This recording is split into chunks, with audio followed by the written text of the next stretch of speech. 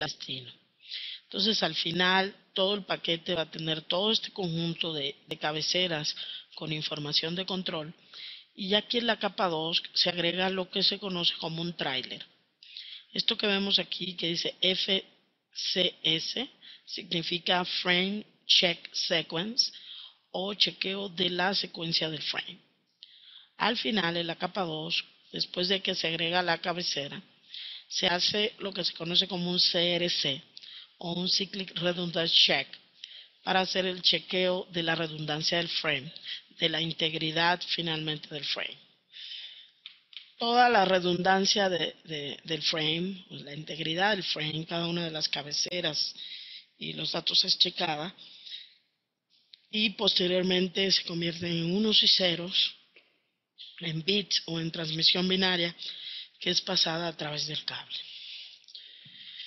Este proceso que comenté se conoce como el proceso de encapsulación. Y bueno, ¿por qué ocurre la encapsulación? Algo de esto hablé en videos anteriores. La encapsulación es importante porque esta es la información de control que sirve para que el paquete o los paquetes lleguen a su destino. Es como, por ejemplo, cuando vamos a enviar una carta. Cuando vamos a enviar una carta, pues la ponemos en un sobre. La idea del sobre es básicamente que tenga la información de destino e inclusive la información de origen de la carta. Nuestra idea es que con esta información de control nuestra carta llegue al destino correcto. Si el paquete o la carta se pierde, pues ponemos generalmente un remitente para que la carta sea devuelta a nuestras manos nuevamente. Entonces es una analogía muy buena porque es lo mismo que ocurre con los paquetes. Los paquetes necesitan esta información de control para que lleguen a su destino y necesitan también el origen para que sea devuelto en el caso de una falla. Como dije, la capa 2 integra o entrega todo lo que es el direccionamiento MAC address.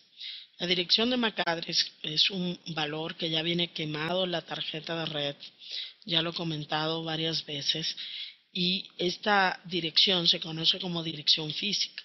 La tarjeta de red va a traer estos 12 dígitos, de los cuales una parte, vamos a decir que son entregadas al fabricante, o sea, definen al fabricante, y otra parte el fabricante lleva su propia secuencia de sus equipos.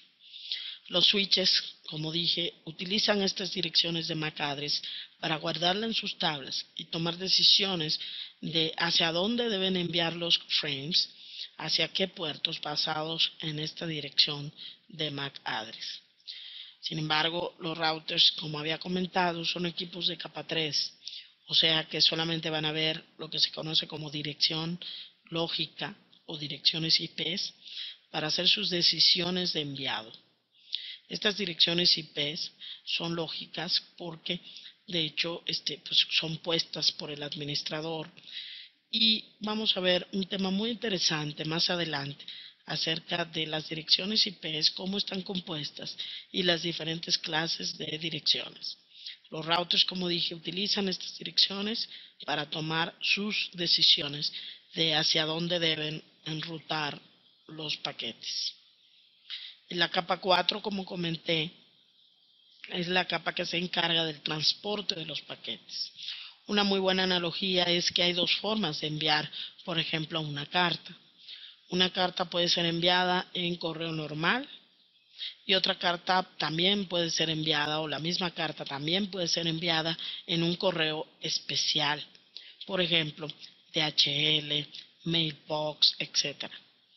En este correo pagado, pues yo puedo optar por una opción de enviar un correo certificado, en donde se me va a enviar un acuse de recibo en caso de que, más bien cuando reciba la persona mi carta o mi paquete, me van a dar un acuse de recibo indicando que la persona ya recibió el paquete, la hora y la fecha.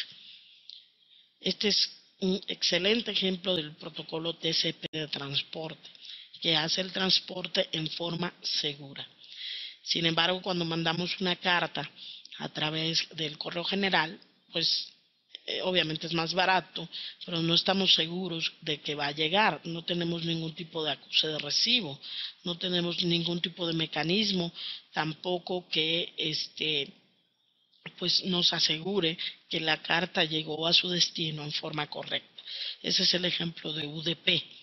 Hay aplicaciones que usan TCP, hay aplicaciones que usan UDP. Voy a hacer una explicación ahorita breve de TCP en sentido general. Una de las características principales que tiene TCP es que cuando se va a establecer una conexión con TCP, los dos dispositivos hacen un proceso que se conoce como el three-way handshake o saludo inicial de 3 vías. Por ejemplo, si esta computadora B fuera, no sé, un dispositivo como por ejemplo un servidor FTP, FTP utiliza TCP, y esta computadora A quiere establecer una conexión con este servidor, lo primero que va a ocurrir para que exista una sesión entre los dos es este three-way handshake.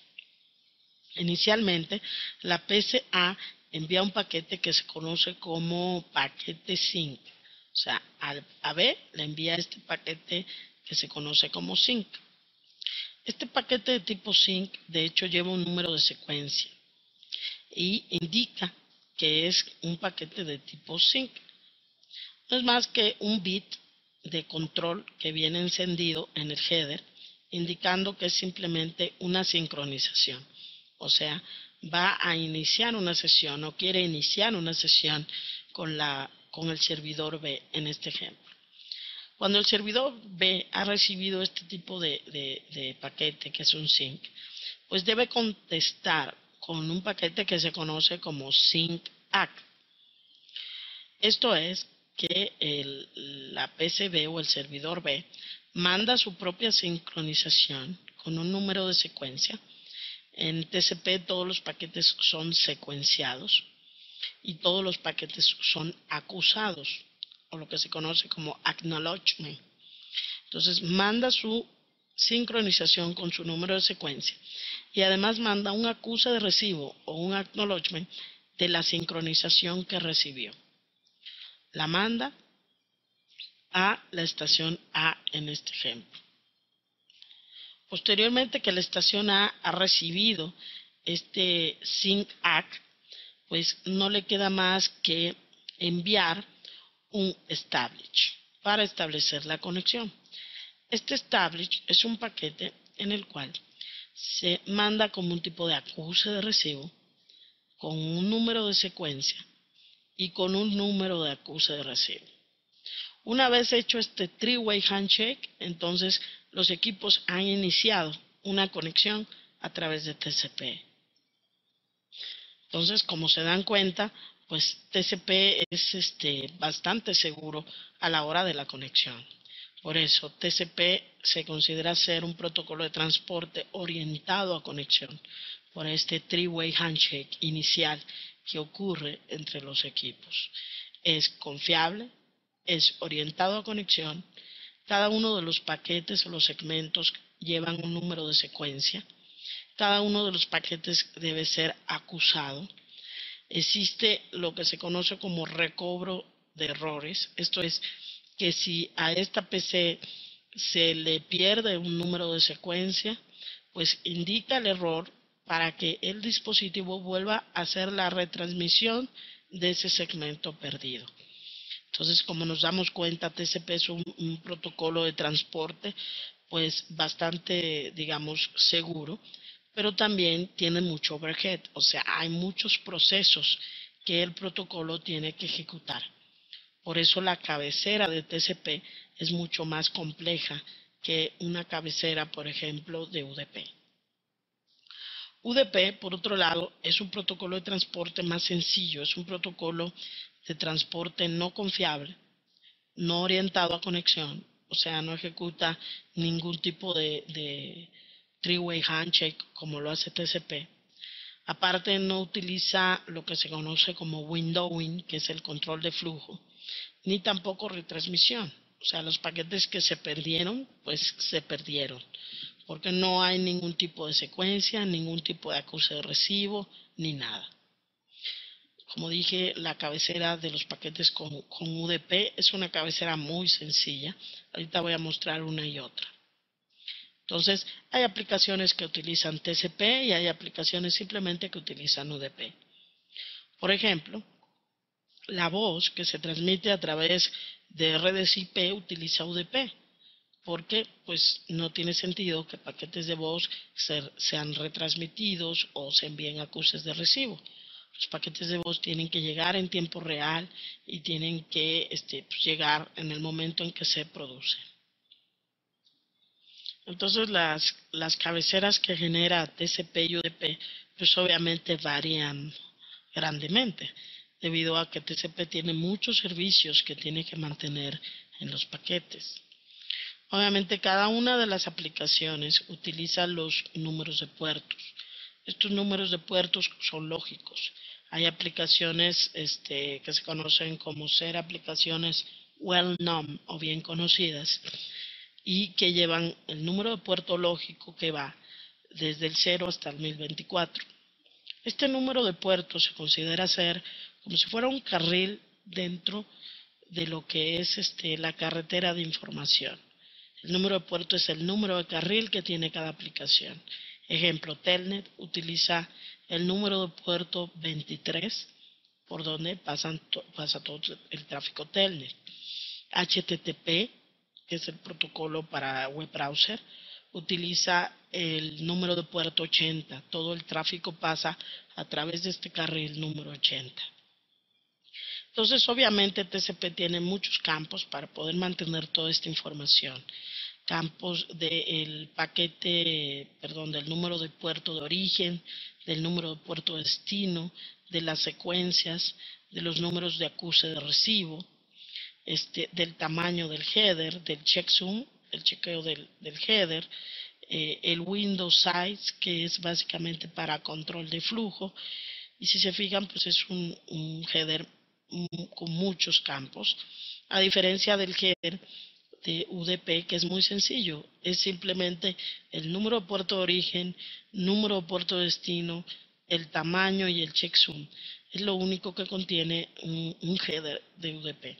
Entonces los paquetes con UDP o que utilizan a UDP como protocolo de transporte son muy livianos regularmente. Y bueno, hasta aquí vemos este tema del modelo OSI TCP/IP.